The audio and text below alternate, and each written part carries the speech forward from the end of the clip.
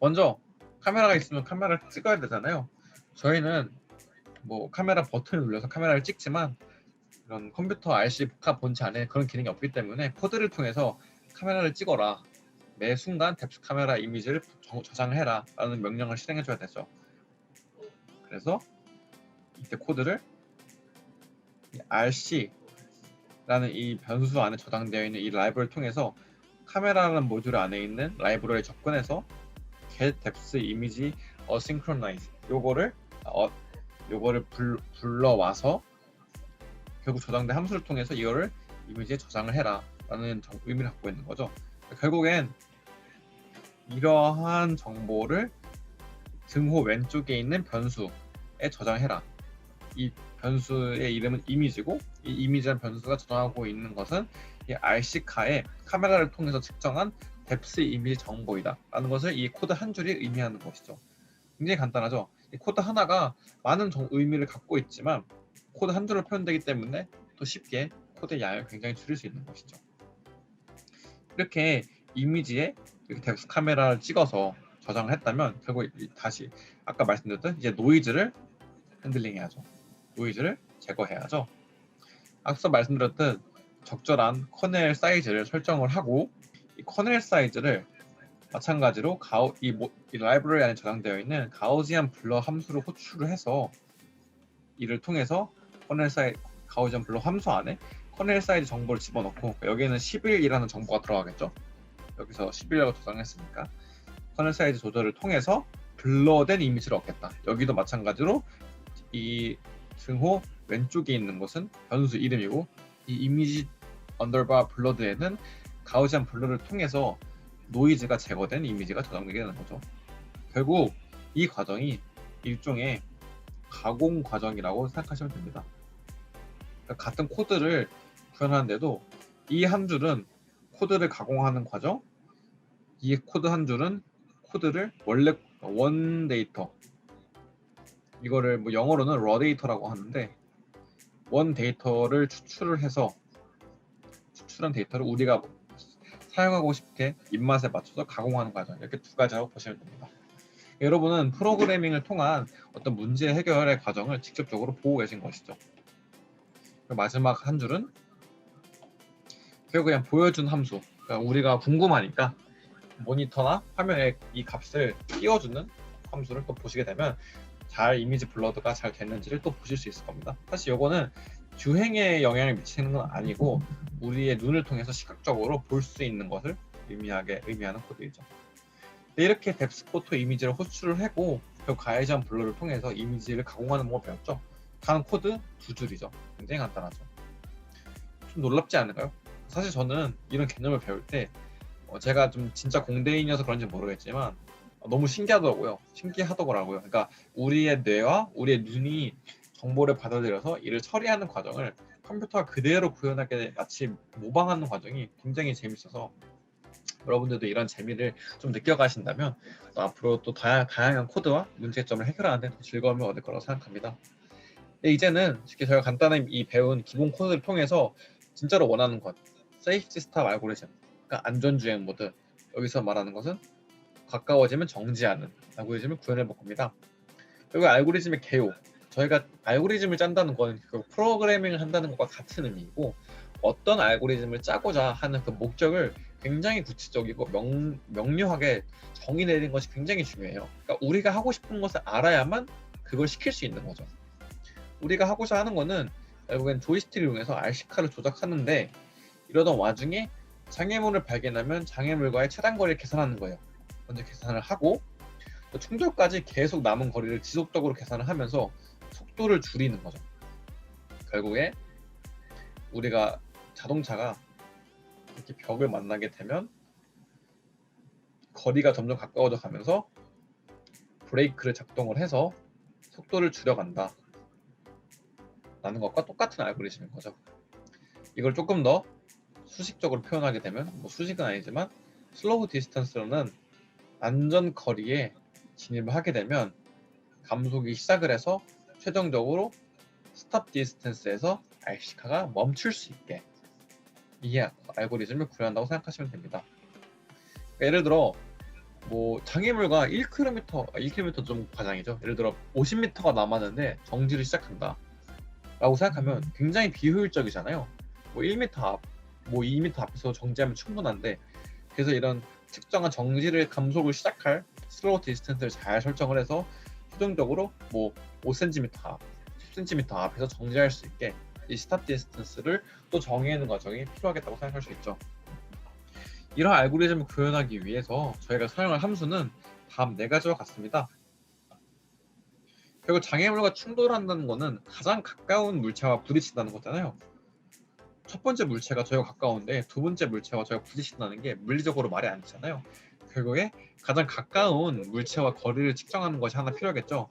그래서 이를 이 유틸리티 라이브러리 안에 get closest pixel이라는 함수를 이용해서 정보를 변환하게 되죠. 그리고 여기서 또 depth 이미지와 또 close 이미지를 입력받아서 또 물체와 떨어진 이 정확한 디스턴스 정보, 요거는 픽셀, 가장 가까운 이 픽셀의 어느 위치인지를 알고 있다면 그 픽셀이 저장하고 있는 그 디스턴스는 얼마인지 또 이 함수를 이용해서 구해봐야 되고요. 이 아규먼트는 이 코드에서 사용하는 언어인 그 용어인데, 이 안에 들어갈 함수 안에 들어갈 특정한 변수들을 아규먼트라고 지칭합니다. 그리고 저희는 또 자동차가 주행하는 과정에서 순간순간 이미지를 받아오기 때문에 결국 속도를 계산해야 되고, 자동차의 주행 속도를 계산하기 위한 속도는 거리분의 이동 시간, 이걸 이용해서 델타 t를 알아야 V를 계산할 수 있잖아요. 이를 위한 특정 시간 간격을 관할하는 것을 의미하고, 마지막으로 이 remember range는 멈춰야 할 slow distance나 stop distance에 진입하게 되면 계속 음의 가속도를 가해주기 위해서 디스턴스 정보를 속도로 이 스케일링 해주는, 변환해주는 함수라고 생각하시면 됩니다. 사실 이런 코드들은 이 이름만 좀 다르지 랩2에서도 또 다뤘던 내용이기 때문에 여러분들이 잘 기존의 내용을 학습하셨다면 또 쉽게 이해할 수 있을 거라고 생각합니다. 그리고 이 파라미터 튜닝이라는 정보는 교재에 써져 있기 때문에 여러분들께 한번 읽어보시고, 중요한 거는 우리가 특정한 자동차를 안정적으로 구현하기 위해서 일일이 모든 정보를 다 자동차한테 디테일하게 알려줘야 된다는 것을 의미하는 거고, 이 디테일한 정보의 예시로는 이런 슬로우 디스턴스나 스탑 디스턴스를 얼마로 할 것인지, 감속하는 정도는 초당 얼마로 할 것인지, 이런 정보를 다 구체적으로 디테일하게 지칭해 주는 것을 포함합니다. 네, 넘어가셔서 이제 저희는 이 투두를 통해서 랩3는 이 투두 1, 2, 3를 마무리하시게 되면은 이 코드를 자동차한테 탑재하였을 때 자동차가 주행하다가 어느 정도 물체가 가까워지게 되면 이제 정지하는 것을 구현할 수 있도록, 확인할 수 있도록 만든 코드입니다.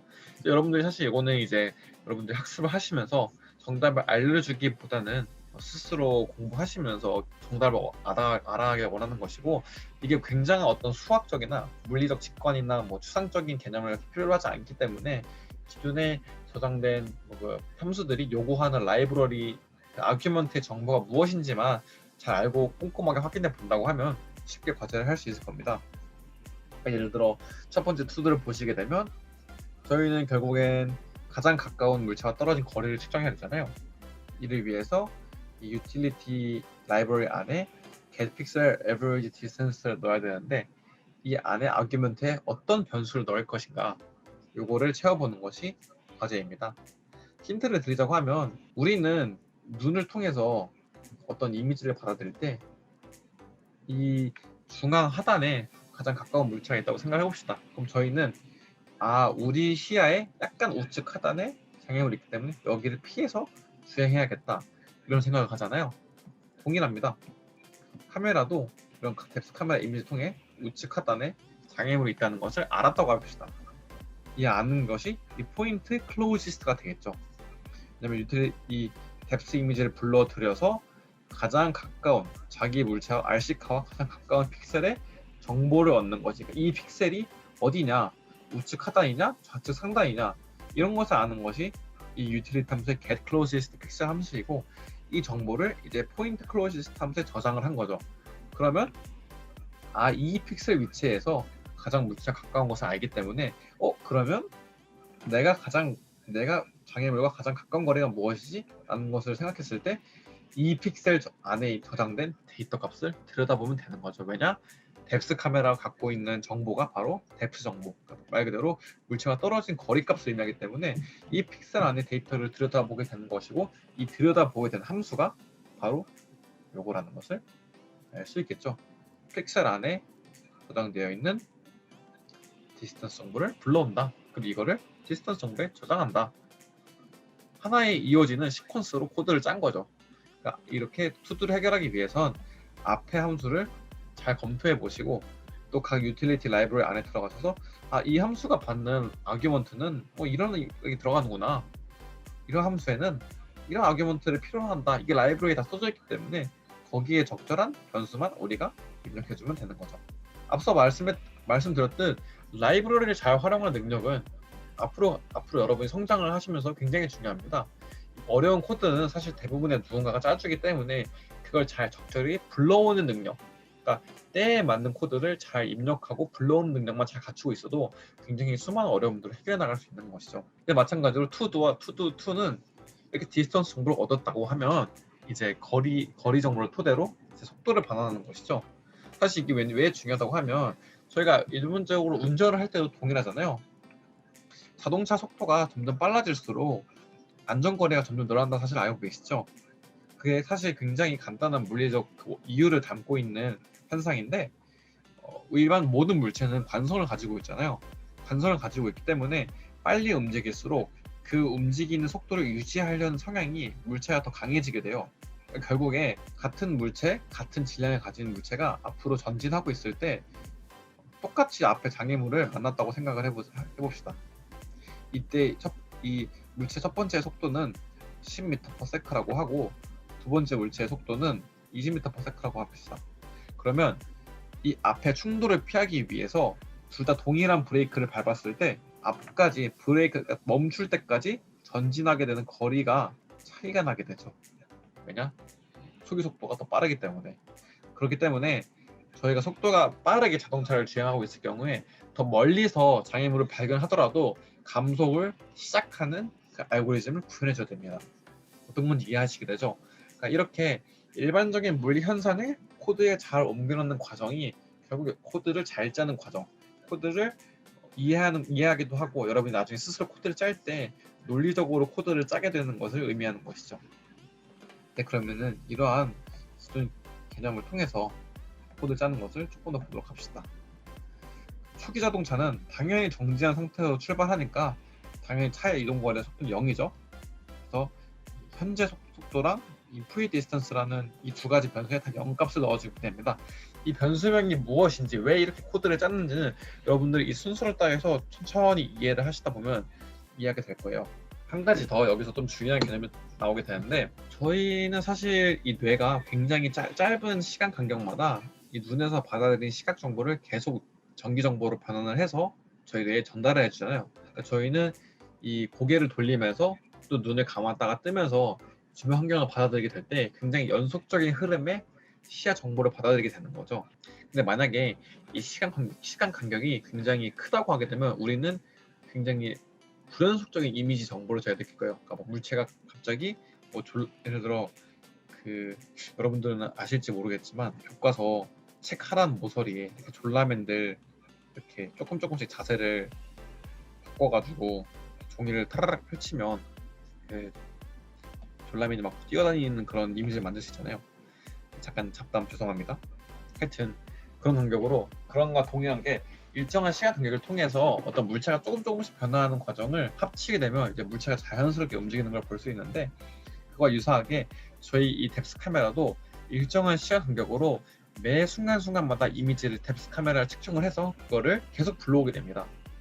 코드 역시 반복문의 루프를 통해서 지속적으로 루프를 돌면서 이미지 측정을 업데이트하게 되는데요. 결국에 특정 어느 순간에, 예를 들어 t1은 0이라는 순간에 어떤 물체를 찍었고 이 물체와 거리가 예를 들어 20m라고 생각해 봅시다. 네, t1이 예를 들어 시간각이 1초가 하면 t1이 1초일 때 다시 카메라가 한번 사진을 찍었고 그때 물체와 떨어진 거리가 15m라고 생각해 봅시다. 그러면 이 자동차의 주행 속도는 얼마일까요? 그건 바로 5 결국 20 빼기 15 나누기 1 빼기 0 1는 5m/s임을 알 수 있게 되죠. 결국 이 카메라가 매 프레임마다 이미지를 측정하게 되는데 이 프레임 간의 시간 간격 그리고 가장 가까운 물체와의 디스턴스 변화를 알게 되면은 속도를 계산해낼 수 있게 되는 거죠. 이게 굉장히 파워풀한 무기입니다. 이렇게 위의 디스턴스를 통해서 매 순간 일정한 시간 간격으로 물체와의 거리를 측정하고 이때 전진 속도를 계산해 볼 수 있게 되는 거죠. V는 델타 T 분의 델타 S 혹은 델타 T 분의 델타 D 이런 간단한 물리학을 이제 여러분들이 활용할 시간이죠. 그래서 이 개념을 이용해서 프레임 스피드라는 변수의 속도를 저장하고 다시 현재 스피드 처음엔 정지했다고 먼저 가정한 상태에 계속 업데이트를 해주는 것이죠. 업데이트 통해서 속도 정보를 계속 업데이트 해주고 또 프리 디스턴스를 난 변수에 디스턴스 넣어주고 이게 하나의 반복문 루프 안에 들어가 있는 코드예요. 그러니까 위에서부터 아래 순서대로 코드가 쭉 해석을 하고 끝까지 도달을 하게 될 경우 다시 위로 올라가서 다시 내려오는 이 루프를 수행하게 되는 거죠. 이 루프의 수행 간격마다 델타 t가 나오게 되고 이 델타 t마다 델타 s를 측정하게 되는 것이죠. 결국 이 루프를 지속적으로 돌면서 이 코드를 이용해서 속도와 거리를 업데이트한다고 생각하시면 됩니다. 그럼 왜 이렇게 코드를 저희가 지정했는지 알 수 있게 되겠죠. 네, 마지막으로 이 투두 3는 이렇게 저희가 계산을 계속 업데이트하는 이 거리 정보와 뎁스 정보와 스피드 정보를 이용해서 특정한 감속해야 될 거리, 슬로우 디스턴스에 도달하게 될 경우 감속이 발생해서 결과적으로 스톱 디스턴스에서 정시할 수 있게끔 하는 코드를 이제 구현해 보게 될 것입니다. 그래서 여기는 이제 처음 투두 1과 투두 2에는 제가 이렇게 변수명을 직접 정리해 드렸잖아요. 이번 투두 3에서는 여러분들이 조금 더 코드의 전반적인 흐름에 대해서 한번 이해해 볼 수 있게 직접 스스로 코드 변수명을 입력해보고 여기에 적절한 값을 넣어보는 것을 시도해 볼 거예요. 제동거리와 안전거리의 개념이 중요합니다. 약간 저희가 일반적으로 자동차 환경에서 사용하는 제동거리, 안전거리가 좀 다르긴 하지만 여기서는 제동거리, 안전거리 이렇게 정의하겠습니다. 이 안전거리가 처음에 인식을 해서 멈추기 시작해야 될 슬로우 디스턴스이고 제동거리가 충돌을 방지하기 위해 반드시 그 거리 도달 전에는 멈춰야만 하는 스탑 디스턴스라고 합시다. 예를 들어 장애물이 이렇게 있고 자동차가 주행 중일 때 일정한 거리 안으로 들어오게 되면 감속을 시작해서 반드시 이 거리 안에는 멈춰야 된다. 이때 D1을 슬로우 디스턴스, D2를 스탑 디스턴스라고 정의해 내려보고 거기에 맞는 코드를 한번 여러분이 직접 해보시길 바랍니다.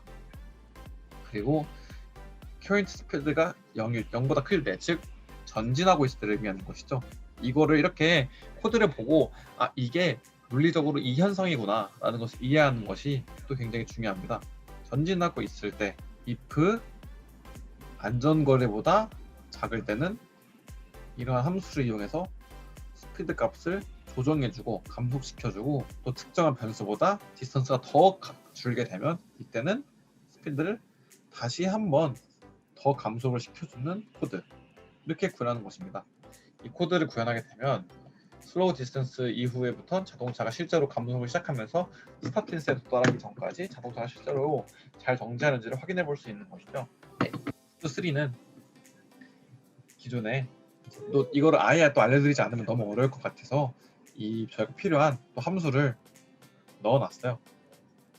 이 함수들의 적절한 또 아규먼트에 뭐가 들어가야 될까를 생각해 보시면서 코드를 짜시고 이 코드를 실제 시뮬레이션 상으로 혹은 실제 RC카를 통해 업데이트 하셔서 코드를 돌려보시면서 잘 작동하는지 잘 작동하지 않는지 너무 충돌을 막지 못하는지 않는지 아니면 너무 빨리 감속을 해서 너무 비효율적이진 않는지 이런 것들 이제 확인해 보시는 작업을 스스로 해보시길 권합니다. 그리고 만약에 너무 지나치게 빨리 멈춘다, 뭐 너무 멀리 떨어진 내 강의물 너무 민감하게 반응해서 빨리 강도를 시작한다고 생각하시게 되면 이 제동거리나 안전거리 값을 작게 조절해주면 되겠죠.